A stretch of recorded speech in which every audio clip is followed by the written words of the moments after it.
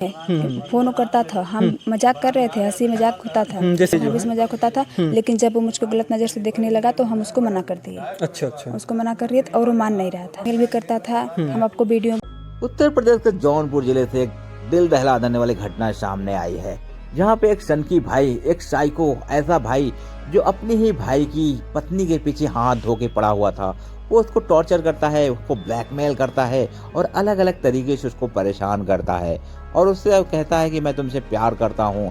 जब उसको मना करती है तो उसको ब्लैकमेल करने लग जाता है। वो कहता है कि तुम मुझसे भी प्यार करो, अदरवाइज मैं तुम्हारे पति को और तुम्हारे परिवार को सबको मार दूंगा। इतना ही नहीं, उसके हौसले इतने बुलंद थे कि उसने जो वो बोल रहा था वो उसने करके दिखा भी दिया। वो अपने ही चचेरे भाई की पत्नी को बार बार परेशान कर रहा था और उसको ब्लैकमेल कर रहा था और एक सनकी आशिक की तरह उसके पीछे पड़ा हुआ था। जब इन सब बातों की भनक उसके ससुर को यानी कि उसके चाचा को लगती है और जब वो बीच में आते हैं बीच बचाव करने, तो उनकी बड़ी ही बेरहमी के साथ गोली मारकर हत्या कर देता है। तो चले चलता है इस कहानी के तह तक और जानते हैं इंसानियत को शर्मसार कर देने वाली जौनपुर की ये सच्ची घटना। कहानी की शुरुआत होती है उत्तर प्रदेश के जौनपुर जिले के अंतर्गत आने वाले रामपुर थाना में एक गांव पड़ता है जिसका नाम है पंचरुखी।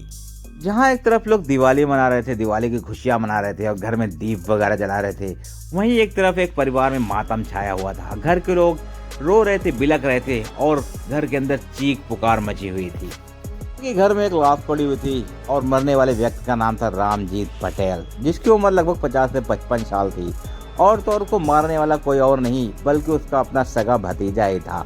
उसके भाई के सगे बेटे ने अपने चाचा को बड़ी ही बेरहमी के साथ गोली मारकर उसकी हत्या कर दी थी और हत्या की वजह जानकर आपको गुस्सा आ जाएगा और आपका खून खौल उठेगा। दरअसल इसी गांव में एक विनोद पटेल नाम का युवक रहता था। विनोद पटेल के चाल चलन ठीक नहीं थे और वो नशे का आदी था। वो हमेशा नशे में रहता था और शराब पीता था। शराब पी के वो अपने ही चचेरे भाई से, अपने चाचा से अक्सर झगड़ा करता था। जब उसके चचेरे भाई के यहाँ शादी थी, उसके चचेरे भाई की शादी थी, तो उसको शादी में नहीं बुलाया गया। इस बात से वो बहुत ही खफा हो गया और शादी वाले दिन जाके वहाँ पे हंगामा करने लग गया और वो ज़बरदस्ती बोलने लग गया कि मैं शादी में शामिल होऊंगा और यहीं पे खाऊंगा और यहीं पे रहूंगा। उसने काफ़ी सारा नशा कर रखा था, वो ड्रिंक कर रखी थी और वो होश में नहीं था। जब परिवार के लोगों ने उसको समझा के वहाँ से हटाने की कोशिश की तो वो परिवार को धमकी दे के चला गया। उसने बोला कि मैं तुम्हारे परिवार में सबको मार दूंगा और तुम लोगों को कहीं भी मुंह दिखाने के काबिल नहीं छोड़ूंगा। इतना कहने के बाद वो वहाँ से चला जाता है और विनोद पटेल जो है वो नशे का आदी था, उसके चाल चलन ठीक नहीं थे। इस सब को देखते हुए उसके घर वाले उसको विदेश कमाने के लिए भेज देते हैं।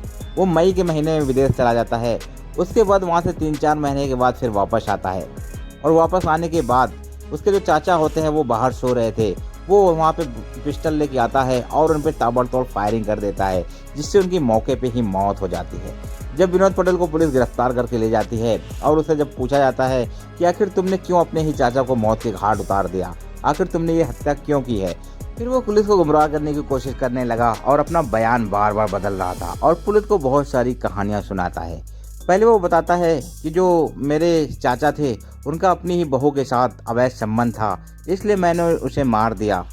फिर जब पुलिस बोलती है कि तुमने क्यों इसे मारा, तुमने किसी से क्यों बताया नहीं, तो फिर वो कहता है मैं उससे प्यार करता था, मैं जो मेरी चाचा की बहू थी, जो मेरी भाभी थी, मैं उससे प्यार करता था, इसलिए मैंने उसे मार दिया।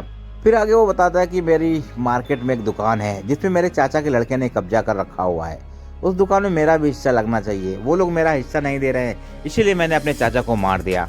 फिर वो आगे बताता है कि दुकान में हमें सर्विस सेंटर खोल रखा है और पूरा पैसा मैंने लगाया था और वहाँ पे धुलाई का काम भी होता है और जो मेरे चाचा का लड़का है वो डेली 1500-2000 रुपये कमाता है और मुझे एक पैसे भी उसमें से नहीं देता है।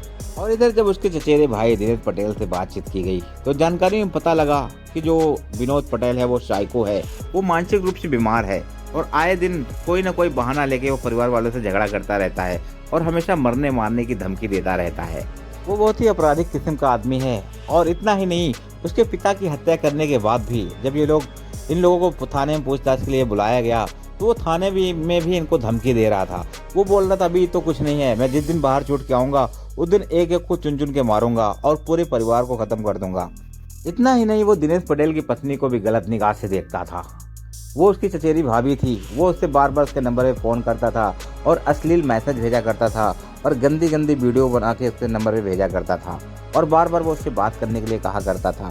जब वो मना करती थी और उसको ऐसा करने से मना करती थी तो वो कहता था कि तुम मुझसे बात करो और मेरे साथ प्यार करो, नहीं तो मैं तुम्हारे परिवार को, पूरे परिवार को मार दूंगा और साथ में तुम्हारे पति को भी मार दूंगा। वो एक साइको किलर बन गया है और उसने जो पहले वो धमकियां दिया करता था उसने अब सच करके दिखा दिया है और एक हत्या का आगाज उसने कर दिया है। अपने सगे ही चाचा को मौत के घाट उसने उतार दिया है।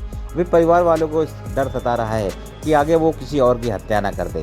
परिवार वाले प्रशासन से अपनी सुरक्षा की गुहार लगा रहे हैं और ये घटना इलाके में आग की तरह फैल गई। इस घटना के बारे में जिसने भी सुना उसके पैरों के तले से जमीन खिसक गई। इस तरह की जब घटनाएं होती हैं कहीं न कहीं इंसानियत को शर्मसार कर देती हैं। इस कलयुगी भाई ने भाई के रिश्ते को शर्मसार कर दिया और चचा भतीजे को रिश्तों को कलंकित कर दिया। तो आप लोगों की इस घटना के बारे में क्या राय है, अपनी राय कमेंट में ज़रूर बताएं और अगर ये वीडियो अच्छी लगी हो तो लाइक कर दीजिए। चैनल पर अगर आप नए हैं तो सब्सक्राइब कर लीजिए। ऐसी बहुत सारी सच्ची घटनाओं पर आधारित कहानियाँ और किस्से आप तक पहुँचते रहेंगे।